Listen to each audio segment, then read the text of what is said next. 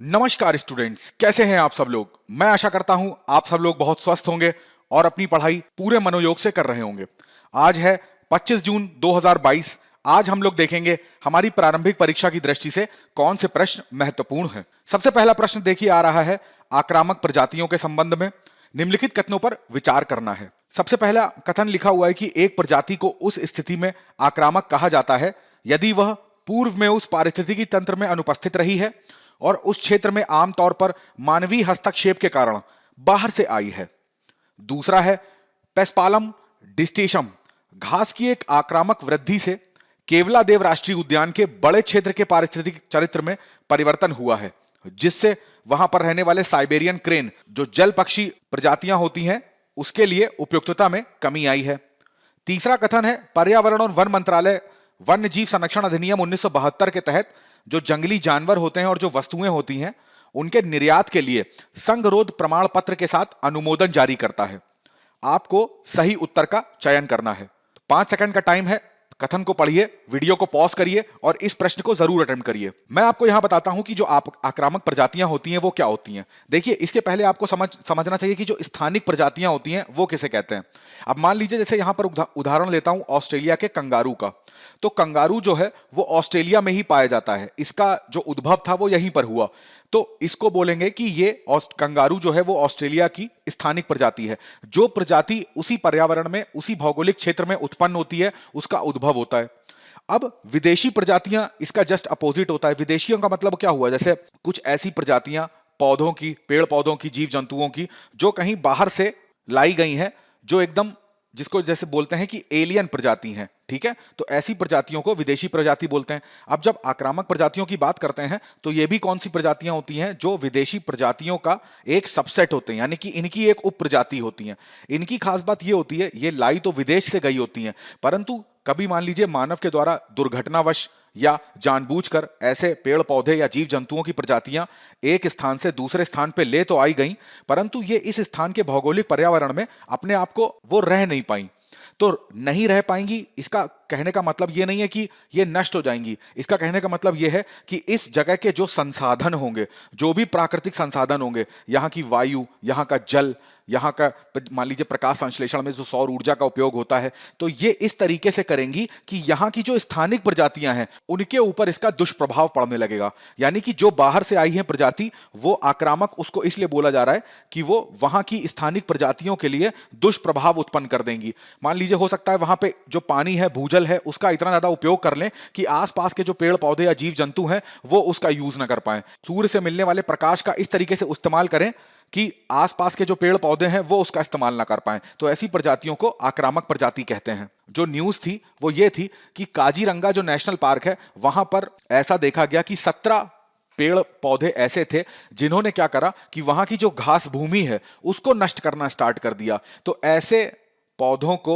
वहां पर इनका एक दस्तावेज तैयार करा है, इस वजह से ये जो न्यूज थी वो हाईलाइट थी। ये मैंने आपको बता दिया है कि आक्रामक प्रजातियां जो होती हैं वो क्या होती हैं। अब देखिए यहां पर लिखा हुआ है एक प्रजाति को उस स्थिति में भी आक्रामक कहा जाता है यदि वह पूर्व में उस पारिस्थितिक तंत्र में अनुपस्थित रही है परंतु उस क्षेत्र में आमतौर पर मानवीय हस्तक्षेप के कारण बाहर से आई है। तो यह कथन एकदम सही हो जाएगा।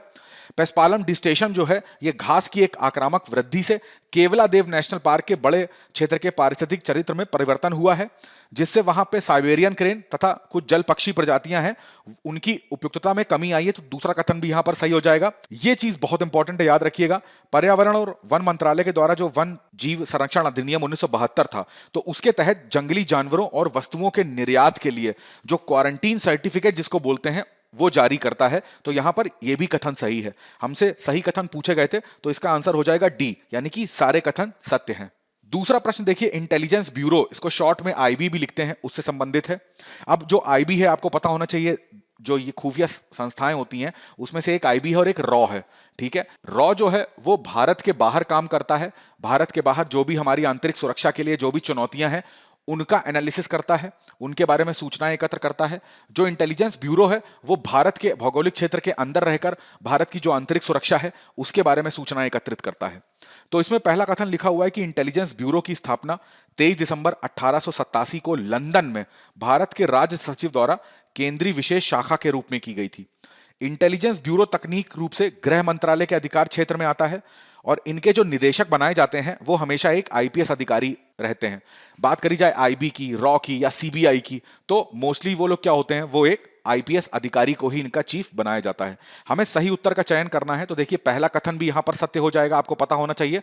1887 में लंदन में जो भारत के राज्य सचिव थे, तो उनके द्वारा इसकी स्थापना करी गई थी, परंतु पहले इसका नाम क्या था, केंद्रीय विशेषी शाखा। दूसरे कथन में लिखा हुआ है कि तकनीकी रूप से यह गृह मंत्रालय यानी कि होम मिनिस्ट्री के अंतर्गत आता है, यह बिल्कुल सही है।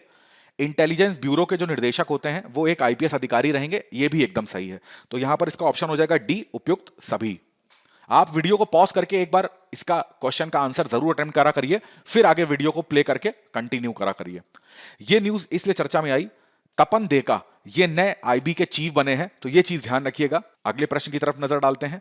तो अगला प्रश्न देखिए, VLSAM का फुल फॉर्म से संबंधित है। केवल आपसे पूछा गया है कि इनमें इन 4 ऑप्शंस में से इसका फुल फॉर्म क्या होगा, तो इसके बारे में एक नजर डाल लेते हैं। ये चर्चा में क्यों आया, क्योंकि अभी हाल ही में डीआरडीओ ने क्या करा है, उड़ीसा के चांदीपुर टेस्टिंग जो रेंज है, जहां से अधिकतर मिसाइलें जो है वो टेस्ट करी जाती हैं, तो वहां पर इसका टेस्ट किया है।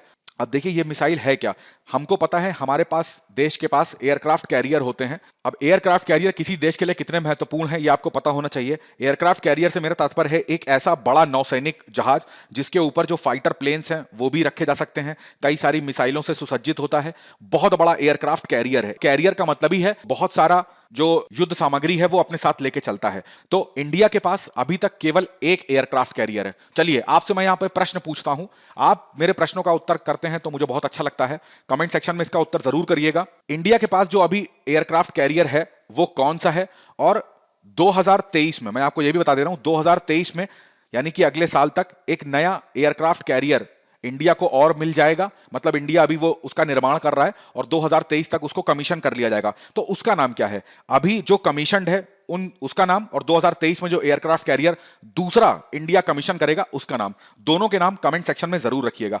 अब देखिए ये जो एयरक्राफ्ट कैरियर होते हैं ये किसी भी देश के लिए, मैंने आपको बताया, बहुत ज्यादा महत्वपूर्ण होते हैं। अब मान लीजिए कोई देश यहां पर है एक्स और दूसरा देश है वाई, एक्स और वाई के बीच में जब युद्ध होता है तो एक्स की नौसेना के पास अगर एयरक्राफ्ट कैरियर है तो यहां पर कई सारे फाइटर प्लेन्स जो हैं मिसाइलों से लैस होकर वो समुद्र में जाते हैं और वाई के जितना पास ये जा सकते हैं तो वहां पर जाएंगे और ये खुद भी हमला करेंगे और इसके ऊपर जो लड़ाकू जहाज हैं वो यहां से टेक ऑफ कर लेंगे, जिससे क्या होगा कि यहां से यहां तक का जाने का जो उनका ईंधन है वो भी बच जाता है। तो ये इसलिए भी बहुत महत्वपूर्ण हो जाते हैं।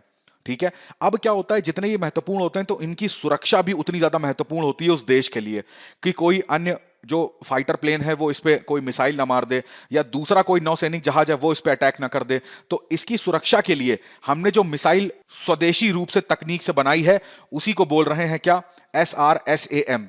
ठीक है, इसका सफलतापूर्वक परीक्षण कर लिया है डीआरडीओ ने, तो ये हमारे लिए भी बहुत गर्व का क्षण है। अब आपको इसका उत्तर पता चल गया होगा। VLSRSAM का फुल फॉर्म है vertical launch short range surface to air missile, यानी कि धरातल से एयर पे मार करने वाली ये मिसाइल है। तो इसका ऑप्शन हो जाएगा B, vertical launch short range surface to air missile. ठीक है, इसको बनाने वाली संस्था कौन सी है, डीआरडीओ। तो यहां पर यह मिसाइल लगाई जाएगी, इसकी जो क्षमता है वो 50 किलोमीटर तक रहेगी और ऊंचाई की अगर बात करें तो वो 15 किलोमीटर। ये है मारक क्षमता 50 किलोमीटर और कितनी ऊंचाई पर, 15 किलोमीटर। तो अपने आप में सोचिए, लंबवत 15 किलोमीटर बहुत बड़ी रेंज होती है और 50 किलोमीटर भी अपने आप में एक बहुत बड़ी रेंज होती है। तो वहां तक अगर कोई फाइटर प्लेन इसको दिखेगा तो ये यहीं से उसको शूट आउट कर सकता है। ठीक है, अगला प्रश्न देखिए नीति आयोग से संबंधित है। तो यहां पर निम्नलिखित कथनों पर विचार करना है। पहला कथन है, नीति आयोग के जो पदेन अध्यक्ष होते हैं वो प्रधानमंत्री होते हैं। नीति आयोग के उपाध्यक्ष की नियुक्ति भारत के राष्ट्रपति द्वारा की जाती है और नीति आयोग के सीईओ भारत सरकार के सचिव स्तर के अधिकारी होते हैं। तीनों कथनों को वीडियो को पॉज करके जरूर पढ़िए और प्रश्न का सही उत्तर बताइए। तब तक मैं आपको बताता हूं ये चर्चा में क्यों आया। जिस तरीके से अभी मैंने आपको बताया कि जो आईबी के चीफ हैं तपन देका, उनकी नियुक्ति करी गई है, उसी प्रकार जो नीति आयोग के सीईओ हैं, इसके पहले थे अमिताभ कांत, वो जून 30 को अपना कार्यकाल खत्म कर रहे हैं। तो अब नए जो चीफ बनने जा रहे हैं वो हैं परमेश्वर अय्यर। तो नाम याद रखिएगा, मोस्ट इंपॉर्टेंट है। अगर आप स्टेट सिविल सर्विसेज की तैयारी कर रहे हैं या आप एसएससी वगैरह की तैयारी कर रहे हैं तो उसमें ये तो टू द पॉइंट ये क्वेश्चन पूछा जा सकता है। अब वापस अपने प्रश्न पर आते हैं। तो पहला कथन था नीति आयोग के पदेन अध्यक्ष प्रधानमंत्री होते हैं, तो एकदम सही कथन है ये। दूसरा है नीति आयोग के जो उपाध्यक्ष हैं उनकी नियुक्ति भारत के राष्ट्रपति द्वारा करी जाती है, बिल्कुल गलत। नीति आयोग में जो उपाध्यक्ष होते हैं उनकी नियुक्ति जो होती है, जो ये पदेन अध्यक्ष होते हैं, इन्हीं के द्वारा करी जाती है, अर्थात प्रधानमंत्री के द्वारा। अब नीति आयोग के जो सीईओ हैं वो भारत सरकार के सचिव के स्तर के अधिकारी होते हैं, तो ये कथन एकदम सही हो जाएगा। तो यहां पर पहला और तीसरा कथन सही होगा, हमसे सही उत्तर की अपेक्षा करी गई थी। जो उत्तर होगा वो होगा सी, केवल 1 और 3। अब 2021 में जो यूपीएससी ने प्रारंभिक परीक्षा में प्रश्न पूछा था उस पर नजर डाल लेते हैं। राष्ट्रीय स्तर पर अनुसूचित जनजाति और अन्य पारंपरिक वन निवासी यानी कि वन अधिकारों की मान्यता का जो अधिनियम 2006 है उसके प्रभावी क्रियान्वयन को सुनिश्चित करने के लिए कौन सा मंत्रालय केंद्रक अभिकरण नोडल एजेंसी के रूप में काम करता है? तो ये आपको पता होना चाहिए।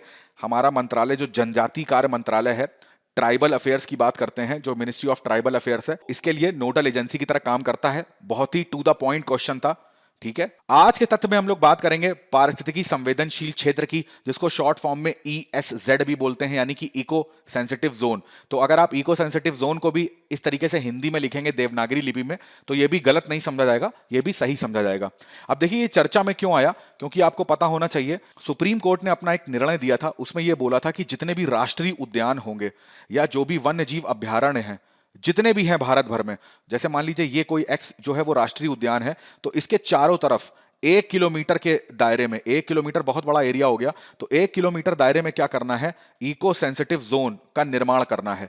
इसमें जो भी खनन संबंधी चीजें होंगी या जो भी स्थायी संरचना होगी, लोगों के घर होंगे, है ना, खनन लोग नहीं कर सकते हैं, स्थायी संरचना नहीं बना सकते हैं, मानवीय गतिविधियों को यहां पर प्रतिबंधित करा गया है। तो सुप्रीम कोर्ट ने अभी नया निर्णय दिया। अब यह निर्णय क्यों दिया, तमिलनाडु में आपको पता है नीलगिरी पर्वत श्रृंखला भी है, तो उसके चारों तरफ जो नीलगिरी वन क्षेत्र है वो काफी ज्यादा जैव विविधता से संबंधित है, यहाँ पे बायोडायवर्सिटी बहुत अधिकतम है। तो उसको संरक्षित करने के लिए सुप्रीम कोर्ट के पास याचिका गई थी, जिसमें सुप्रीम कोर्ट ने यह निर्णय दिया था कि अब जितने भी राष्ट्रीय उद्यान होंगे उन सबको सुरक्षित करने के लिए, जीव जंतुओं को सुरक्षित करने के लिए, वहां की जो जैव विविधता है, पेड़ पौधे हैं, पादप हैं, उन सबको सुरक्षित करने के लिए 1 किलोमीटर राष्ट्रीय उद्यान ये है, परंतु इसके चारों तरफ 1 किलोमीटर का इको सेंसिटिव जोन बनाया जाएगा, जो एक बफर क्षेत्र के रूप में काम करेगा। यानी कि इसके बाहर जो भी क्रियाकलाप मानवीय होते हैं तो कम से कम उसका कोई भी प्रभाव यहां पर एक्स के अंदर नहीं पड़ना चाहिए। अब एक्स के बाहर ही यहां पर एक बफर बना दिया गया है, यानी कि यहां पर जो प्रभाव पड़ेगा उसको इसके बीच से होकर गुजरना पड़ेगा। तो यहां पर एक्स के अंदर जो भी जीव जंतु पेड़ पौधे हैं तो उनके ऊपर ना के बराबर उसका प्रभाव पड़े, ऐसा निर्णय सुप्रीम कोर्ट ने दिया था। तो इस निर्णय के विरुद्ध जो केरला राज्य है उसमें बात करी जाए, जो वायनाड का क्षेत्र है, तो वहां पर कई सारे जो किसान हैं या वहां के जो ग्रामीण लोग हैं तो उन्होंने बहुत ज्यादा यहां पर इस सुप्रीम कोर्ट के निर्णय के अगेंस्ट में प्रोटेस्ट करा और सुप्रीम कोर्ट से यह आग्रह करा है कि अपने इस निर्णय को बदला जाए। ऐसा इसलिए करा है क्योंकि जैसे मैंने आपको बताया ये एक्स है, अब इसके चारों ओर अगर 1 किलोमीटर के क्षेत्र को ये इको सेंसिटिव जोन बना दिया जाएगा तो उसके बनाने से क्या होगा, यहां पर ऐसा बोला गया, केरला जो है आपको पता है जैव विविधता का एक हॉटस्पॉट बोला जाता है, वहां पर बहुत ज्यादा, अगर नेशनल पार्क की बात करें या वन्य जीव अभ्यारण्य की बात करें तो बहुत ज्यादा केरला का जो क्षेत्रफल है वो इनके अंदर आ जाता है। तो अब चूंकि बहुत ज्यादा क्षेत्रफल इनके अंदर आ जाएगा तो इस 1 किलोमीटर, अब हर राष्ट्रीय उद्यान के पास हर वन्य जीव अभ्यारण्य के चारों तरफ 1 किलोमीटर का ESZ बनाना है, तो उसमें कई सारी, ऐसा बोला जा रहा है कि 3 लाख मानव बस्तियां जो हैं उन पे रहने का, यानी कि उनके निवास का खतरा इनके ऊपर मंडरा रहा है कि इनको अब वहां से जो है प्रतिस्थापन इनका करना पड़ेगा। तो मानव बस्तियां जो हैं उस दायरे में आ जाएंगी, इसलिए वहां पे जो लोग हैं वो इस चीज को बोल रहे हैं कि सुप्रीम कोर्ट अपने इस निर्णय को वापस ले ले। ठीक है, अब जैसा कि मैंने आपको बताया इको सेंसिटिव जोन बनाए किस लिए जाते हैं, तो बनाए इसीलिए जाते हैं कि भाई वहां पे खनन को रोका जा सके, जो मिले हैं उनको रोका जा सके, प्रदूषण फैलाने वाले उद्योग हो गए, प्रमुख जल विद्युत परियोजनाएं हो गई, ये ना बनाया जाए। ठीक है, जिससे कि यहां पर बनाए जाएंगे बांध तो एक बाढ़ का खतरा उस जगह पर रहता है, तो पेड़ पौधे जीव जंतु इनके डूबने का खतरा रहता है। ठीक है, लकड़ी का जो व्यावसायिक उपयोग होता है इसको भी बैन कर दिया जाता है। जो पर्यटन संबंधी गतिविधियां हैं, अब पर्यटन संबंधी गतिविधियां किस टाइप की, कि वहां पर जो जिस तरीके से हवा के गुब्बारे, यानी कि बात करी जा रही है पैराशूट, यहां पे वो कोई नहीं कर सकता। अपशिष्टों का जो भी कोई ठोस अपशिष्ट है या खतरनाक पदार्थ है उनके उत्पादन के बारे में, तो ये सब चीजें वहां पे कोई नहीं कर सकता। तो ये सारी चीजें इसलिए करी जाती हैं क्योंकि हमें अपने पर्यावरण को संरक्षित करना है। तो ये था आज का तथ्य, पारिस्थितिक संवेदनशील क्षेत्र। तो इस चीज को ध्यान रखिएगा। एक और महत्वपूर्ण सूचना कि यहां पर ये जो ESZ होता है, तो ये कौन से अधिनियम के अंतर्गत इसको बनाया जाता है? तो पर्यावरण संरक्षण अधिनियम 1986 के अंतर्गत ये बताया गया है कि राज्य सरकार जो होती है वो राष्ट्रीय उद्यान और वन्य जीव अभ्यारण्यों की सीमा के भीतर 10 किलोमीटर के पूरे दायरे में जो भी ऐसा राष्ट्रीय पार्क आते हैं तो वहां पर ESZ को 10 किलोमीटर तक घोषित कर सकती हैं। ठीक है, घोषित करना चाहिए, तो इस चीज को ध्यान रखिएगा। तो आज का जो दैनिक क्विज का सत्र था उसमें इतने ही प्रश्न रहेंगे। मैं आशा करता हूं आज का सत्र आपको बहुत अच्छा लगा होगा, तो इसको लाइक करना, अपने मित्रों के साथ शेयर करना और चैनल को सब्सक्राइब करना ना भूलिएगा। मैंने जो आपसे प्रश्न पूछा है कि इंडिया का इकलौता जो नेवल एयरक्राफ्ट है, कैरियर है, उसका नाम बताइएगा कमेंट करके जरूर। मिलते हैं अगले सत्र में कुछ नए प्रश्नों के साथ। तब तक के लिए आप बहुत स्वस्थ रहिएगा, अपने परिवार को स्वस्थ रखिएगा और अपनी पढ़ाई बहुत अच्छे से करते रहिएगा। आपका बहुत बहुत धन्यवाद।